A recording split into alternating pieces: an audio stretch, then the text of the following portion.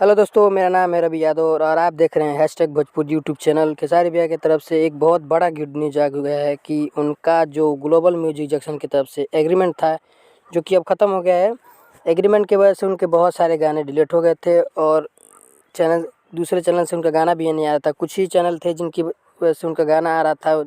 अब वो सारा झंझट ख़त्म हो गया है। और दूसरा गुड न्यूज़ ये है कि खेसारी भैया का एक मोशन पोस्टर आ गया है और आज उसका टीजर आएगा सारेगामा की तरफ से। और कल यानी 8 तारीख को खेसारी भैया सारेगामा की तरफ से एक कॉन्फ्रेंस है, जो कि कल बहुत बड़ा माने कॉन्फ्रेंस होने वाला है दिल्ली में, जिसका शुरू अभी से ही उनका सेटअप उटअप सब लग गया है। और कल खेसारी भैया कॉन्फ्रेंस करेंगे और साथ में 11 बजे गाना भी रिलीज होगा। और आप लोग सब तैयार रहिएगा, कल खेसारी भैया एकदम बवाल गाना लेकर आ रहे हैं। और फिर खेसारी फैन लोगों को दिखा देना है कि ट्रेंडिंग पेज किसके लिए है। और ये जो एक पल दिखा रहे हैं ना कि हमारे हैं, तो उसको जय हिंद, जय भारत, जय भोजपुरी।